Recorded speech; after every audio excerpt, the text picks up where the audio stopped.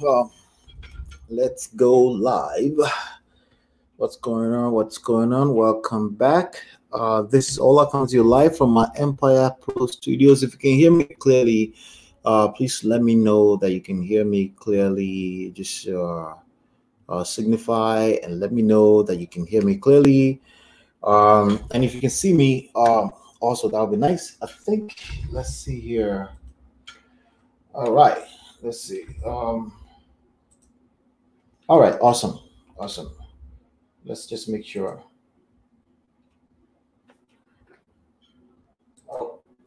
All right, so we're back.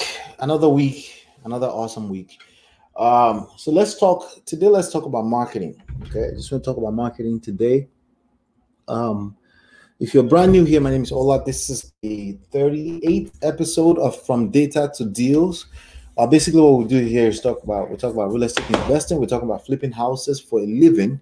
We're talking about flipping houses to make $20, $30, $82,000. That's the highest. Okay. Just pardon me excuse me for a second. All right.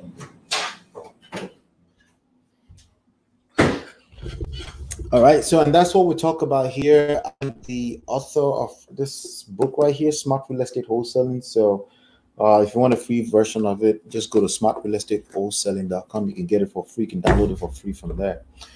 All right. And basically, that book is about the three core pillars and how it's related to the business of flipping houses and business. Period. So there's one of the major mistakes that I see people make all the time is not having. The number one mistake is consistency, not being consistent, but a lot of time that's not even the fault of anyone. Welcome, Charlie. Thanks for letting me know. All right.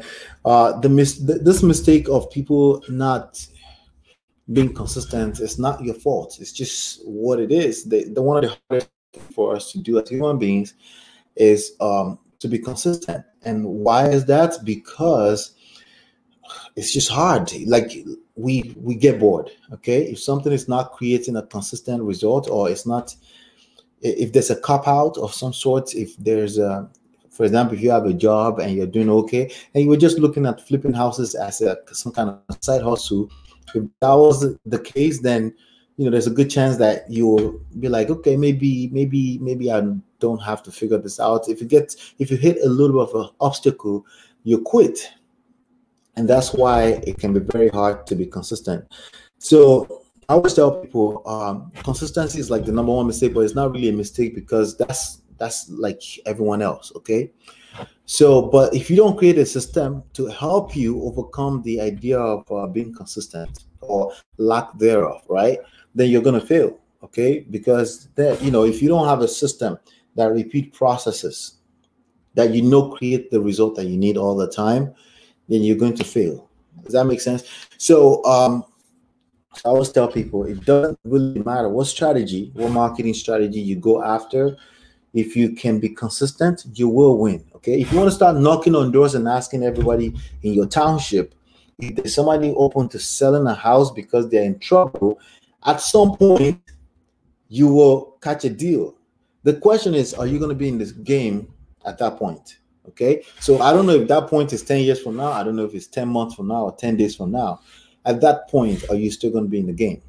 Chances are, for most of the strategies out there, you're not going to be in the game for multiple arrays of different reasons. Okay, so for example, a good example is, if the marketing strategy is outdated, right?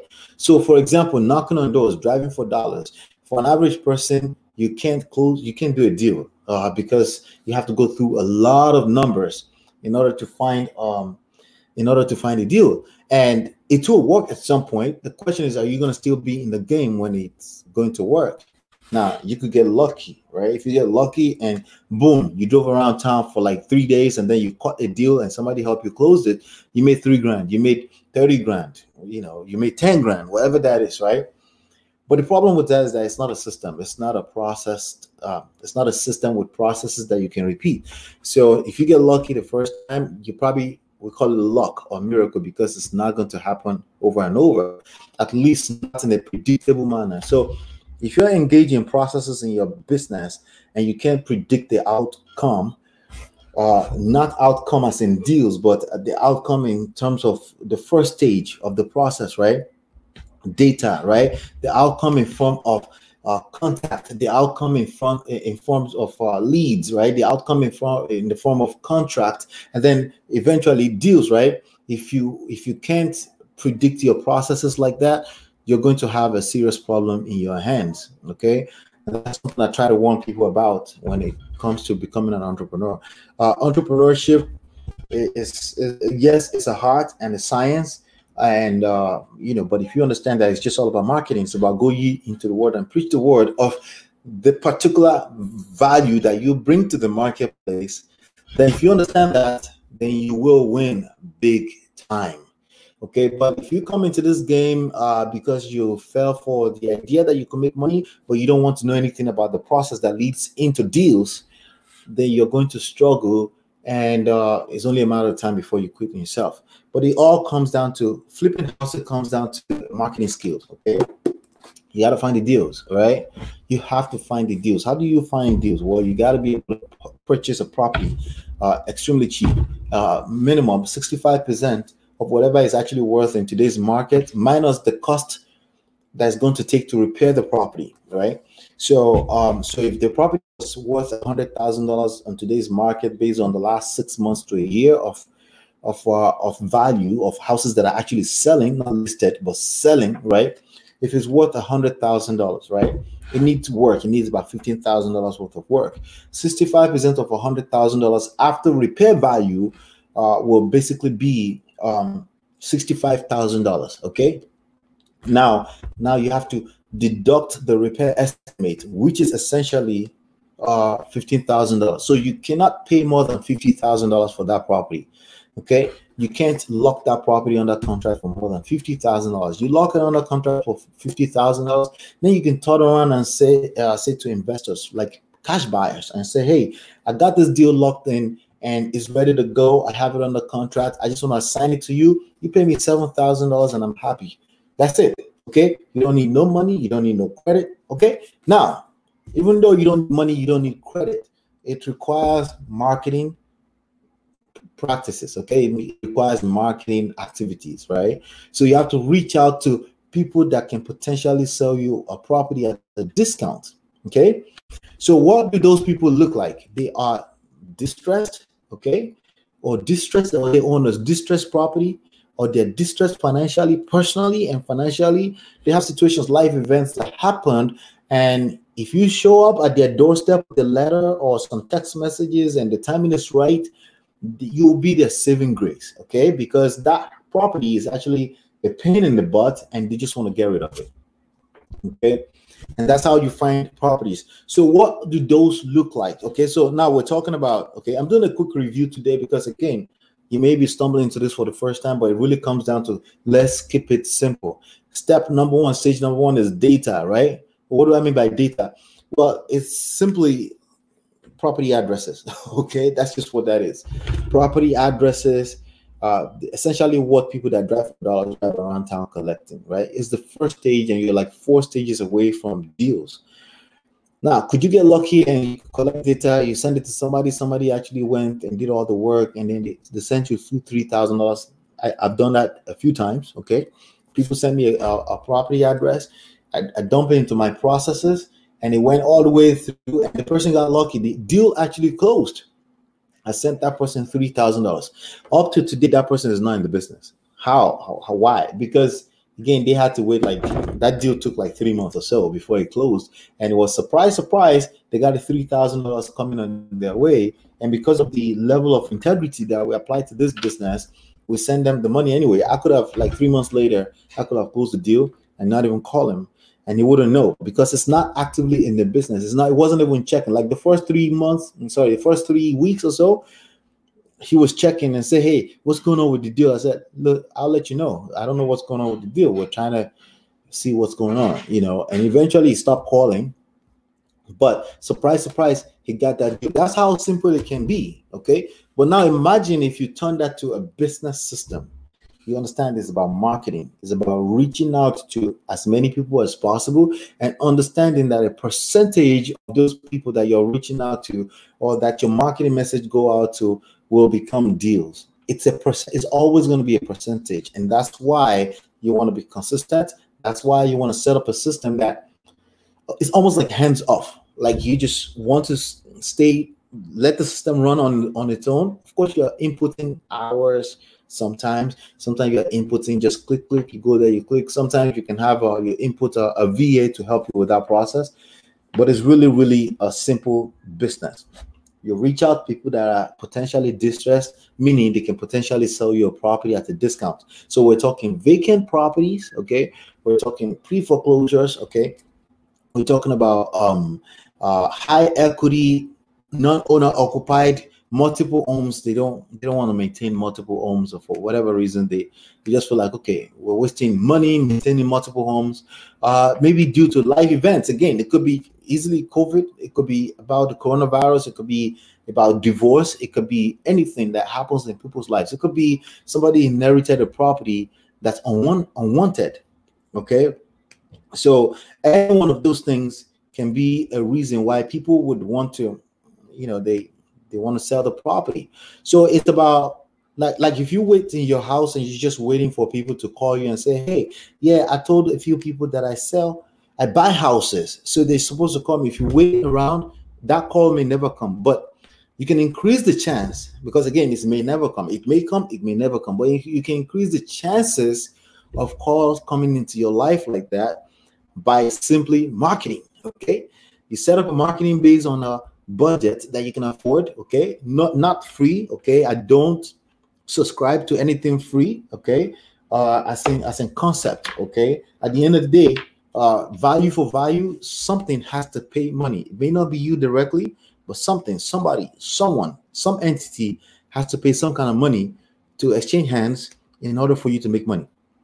So if you lead the game of entrepreneurship with hey, can I join for free or can I join for really cheap, you're missing the game. Okay, if you want to just spend as less as humanly possible in this game, all you have to do is spend nothing. That's all you have to do. Spend nothing, and then you won the game. Okay, but if you want to make money, then you really start to speak the language of return on investment. I know I have to invest something, but what is my return on investment? How soon can I start getting some results? Oh, okay. 1 year I invest what, $5,000, and within a year I can close a few deals at $10,000 each. That's printing money all day long. Anyone in their right mind will want to do that over and over again. Okay, excuse me. All right, so that's how simple this game is. Okay, you guys can probably hear me better right now. I forgot to pull the mic closer to myself. All right, so it's about return on investment. Don't be one of those people that are looking for something for nothing. People like that never make it in life. And it's not just money. I'm talking about even relationships. If you're getting into relationships and you're not willing to put in some work to nurture the relationships, and then you expect everyone to be nicer to you, you're very quick to curse people out, you're very quick to judge people. If you do that in your personal life, chances are you bring that into business. In business, it's the same thing. It's about, you should always look for return on investment if you're going to look for any way to take at all. If you're looking at relationships in the form of give and take, always look at it in the form of return on investment, meaning there is no such thing as return unless you invest into it. It's the same thing in relationships, it's the same thing in business, it's the same thing in flipping houses. So this takes marketing activities, and this software right here, you can easily check it out at empirebigdata.com. It's like the saving grace. It does everything. Back when I started back in 2005, what I had to do, I'll tell you right now, there were a couple of websites. It wasn't a lot of websites. I think one of the few websites out there at that time was foreclosures.com or foreclosure.com or realtytrack.com. And what we had to do at that time is we buy $50 membership, okay? But we had access to all the data. but I had to download the data, and then I had to download it into a spreadsheet and then mess around with it. And there was not much information that I could really analyze with, but basically I was just throwing mud at the wall and hoping that something sticks. Eventually some things were sticking. I started doing some deals. But the competition today, right? The competition, as you can imagine, because of availability of information and everything, the competition has increased. But the beauty is that the cream always rises to the top, okay? The cream always rises to the top, or the cream always rises to the top. Is that the way you say it? I'm not sure. All right. But you get my point, right? If you're in this game, I mean, we have today, I just saw the news that excuse my French, Elon Musk has just increased his value by $5 billion. He's now the number 50 richest person in the world, just because the stock market breathed some energy into Tesla, right? Or Tesla, right? So what was my point with that? Even though things have shifted and there's certain level of competition, the cream always rise to the top. The point there is that you don't have to worry about competition as long as you understand that there is opportunities. The bottom feeders are always going to be there, okay? Those are people that want things for free, okay? Those are people that want something for nothing. Those are people that want to do shortcuts without applying leverage. So there is leverage, right? And I always preach about leverage. That's why I preach against driving for dollars and knocking on doors and things like that. It's just not worth your time. When you value your time, you understand what I'm talking about. But people that come into the game, they like the testimonials, but they don't really use their own senses when it comes to, wait, that activity over there, could it be done a little bit faster because of technology, because of these phones, right? If it could be done faster, then you should not pay either time or money to get it done. You should use the technology. If the technology is available, and you should always ask questions, is there a way to achieve the same result faster, easier, with less resources? That's the question you should always ask. And that's what I focus on when I teach people how to do this game. Listen, there is competition, it's true. But the question I always ask myself with my partners is, how are we going to still dominate? I still have to dominate. It's not a matter of if I will dominate. And sometimes it takes a little of investment in the beginning, and I will still dominate that marketplace. Sometimes I will hit some kind of obstacles, and it's just a matter of recognizing that that's just an obstacle. And if I learn how to overcome that, basically, that's just another thing I can sell. That's just another solution I can sell to other people. And by doing so, I basically overcome everything else. So there's no, most of the people that you see in this game are wholesalers. Like, there's a lot of people like messing up the game for people who want to be bottom feeders. If you're copying everybody else and how they do business, you will fail. You got to have a way to stand out. You got to do a little bit of something to stand out. And that's how you win. How do you do that? Well, it starts with educating yourself. Okay. Educating yourself, willingness to pay for education. There's a few people preaching the YouTube University thing. YouTube University is real, but it costs time. So there's so much information coming on YouTube, and now that consumes time to filter out what the dirt is and to filter out what the goodies are, right? So in order to skip through all of that, sometimes you just have to look at what's going on and say, you know what? I'm willing to invest in a little of mentorship. I mean, I'm willing to dig a little bit deeper. Sometimes just time that you have to invest a little bit deeper. Sometimes it's just your willingness to say, you know what? I'm going to invest some time into doing some more research. I tell people all the time, this book, you have to read it 10 to 15 times. Why? Because it's a habit that you're trying to break. Clearly, right? If you came into this and you have the time and you have the resources and you feel like, wait, this could be an opportunity for me to increase my income, that means you should invest that much time. So there are certain habits that you have to develop. It starts from the brain, from the mind, right? So when I talk about 3 core pillars, when you master that and you can teach it in your sleep, right? There's no business you get into, your mindset has shifted. You're in a different place entirely. You understand the core pillars that has to be in place before you can win. So for example, in real estate wholesaling, we're talking about core pillars. Value, right? Value is the first core pillar. The second core pillar is automation and media. The third core pillar is people, right? So if you're not serving value, if you haven't identified why somebody will want to talk to you, right? I don't care if you're talking about the sellers, or you're talking about the realtor, or you're talking about a buyer. Why would they want to talk to you, right? What is the value? What is in it for them, right? You have to always think in that terms. Remember, in the beginning of this conversation, I talked about return on investment, right? You always have to have at the back of your mind that there is no return unless I invest something. So what is the value that you're bringing to the table when you're asking someone to mentor you, when you're asking a realtor to help you pull some comparables? What value are you bringing to the table for that person? And value is in the eyes of the beholder. You don't get to determine what value is unless you're using wisdom, of course, unless you're taking the time to say, let me put myself in that person's shoes that I'm about to bother about sending me comparables. Why would they want to send that to me? Why would they want to invest the time in sending that to me? And your conversation, how you reach out to them, how you woo them into doing that for you, will reflect that. Will reflect that you care about what they want, what's in it for them, right? That's value. That's the first core pillar. So, for example, in real estate wholesaling or investing, which is truly just investing, okay? Why would somebody want to sell you their property at a discount, 50% off discount? Why would somebody with a property worth $150,000 give it to you at $40,000? It could be it needs a lot of repairs. So the value you could bring to the table is that, I don't want to repair this property. How much would you pay for it? That's the value right there. I'm going through a divorce. This house creates bad memories and I just want to get rid of it. You're bringing value, right? That's the first core pillar. Like I said, automation and media leverage. Automation, media, leverage. That's the second core pillar.